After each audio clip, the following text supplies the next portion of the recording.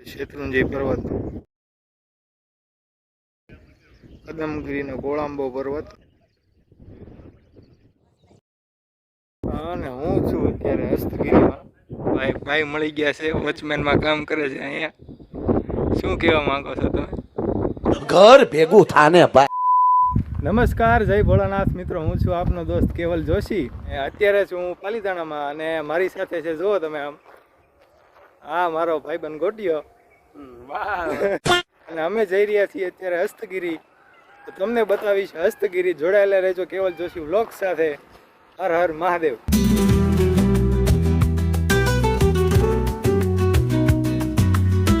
તો મિત્રો, અમે નીકળી ગયા હતા પાલીતાણાથી હસ્તગીરી જવા માટે, જે પાલીતાણાથી થાય છે લગભગ 18 થી 19 કિલોમીટર.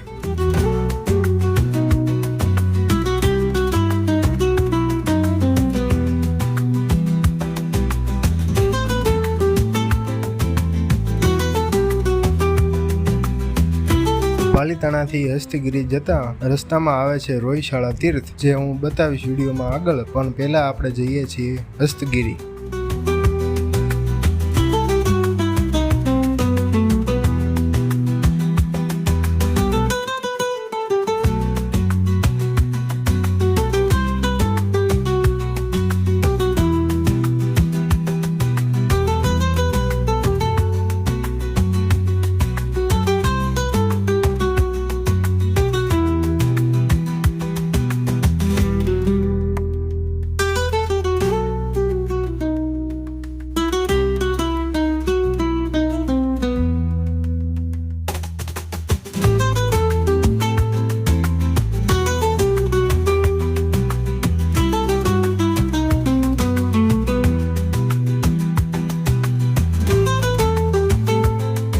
તો અમે પહોંચી ગયા હતા હસ્તગીરીની તળેટીમાં.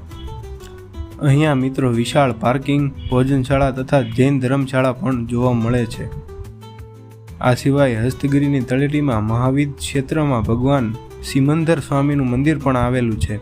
અહીંયા તમને બસની પણ સુવિધા જોવા મળે છે, જે તમને તળેટીથી ઉપર સુધી તથા ફરી તળેટી સુધી મૂકી જાય છે.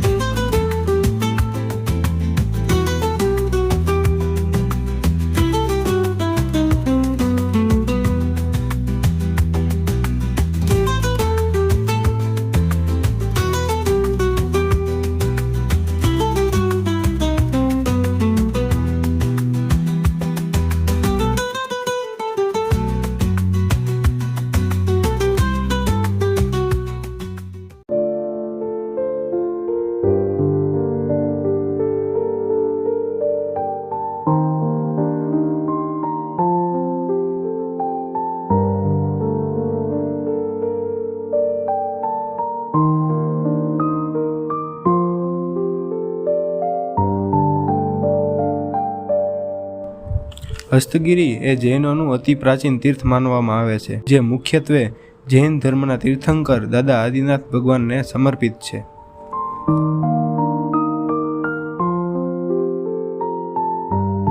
એવું કહેવાય છે કે ભગવાન ઋષભદેવના પુત્ર ભરત ચક્રવર્તીએ આ સ્થળ વસાવ્યું હતું. આ સ્થળ પર જ ભરત ચક્રવર્તીએ આજીવન ઉપવાસ કર્યા હતા અને મોક્ષ પ્રાપ્ત કર્યો હતો. અહીંયા 72 જિનાલયો બિરાજમાન છે.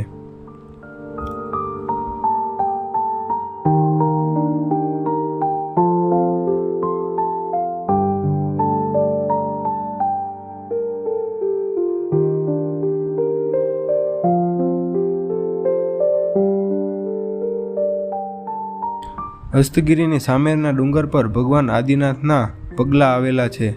હાલ આ જગ્યા ઉપર વિશાળ પ્રતિમા તથા મંદિરનું નિર્માણ કાર્ય શરૂ છે.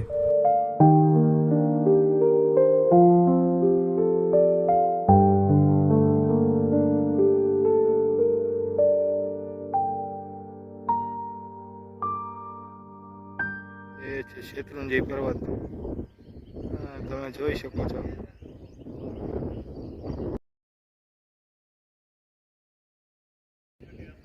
કદમગીરીનો કોળંબો પર્વત અને હું છું અત્યારે હસ્તગીરીમાં. તમે મારી પાછળ નિહાળી રહ્યા છો હસ્તગીરીનો. એક ભાઈ મળી ગયા છે, વોચમેનમાં કામ કરે છે અહીંયા. શું કહેવા માંગો છો તમે? નીચે વાતાવરણ એકદમ ગરમ છે અને અહીંયા એકદમ ઠંડુ. વરસાદ આવવાની તૈયારી છે. અમારા દાદા વિડીયો ઉતારે છે. ચાલો તો હવે નીકળી હવે હસ્તગીરી. અમે રોહિશાળા જાશું. તમને બતાવીએ રોહિશાળા મંદિર. થોડાક ફોટા બોટા પાડી લઈએ પેલા અહીંયા. બસ હવે તો યાર મને બેવા દીધો હતો. તો મારા ફોટા કોણ પાડે તો? कैसे कैसे लोग रहते हैं यार यार.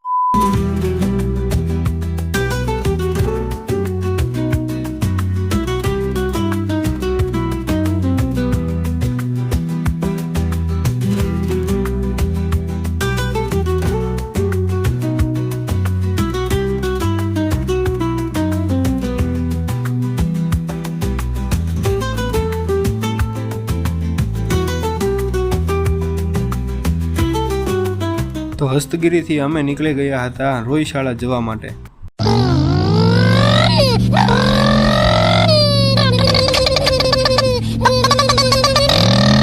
રસ્તામાં ખાઈ લીધા હતા 5-6 કિલો ભજીયા.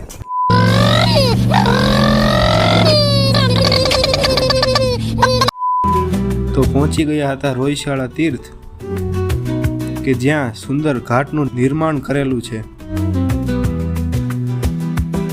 આ ઉપરાંત અહીંયા દરરોજ સાંજે શેત્રુંજય ગિરિરાજ તથા માતા શેત્રુંજી નદીની આરતી કરવામાં આવે છે. તો અમે પણ લાભ લીધો હતો આરતીનો.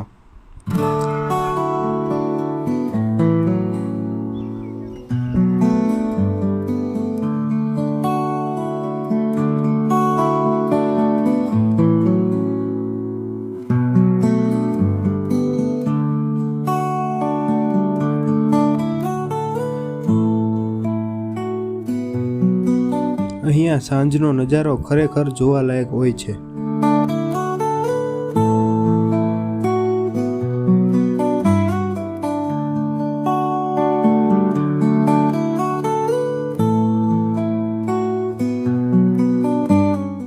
તો બસ આજ માટે આટલું જ છે. તમને વ્લોગ કેવો લાગ્યો કમેન્ટમાં જરૂરથી જણાવજો.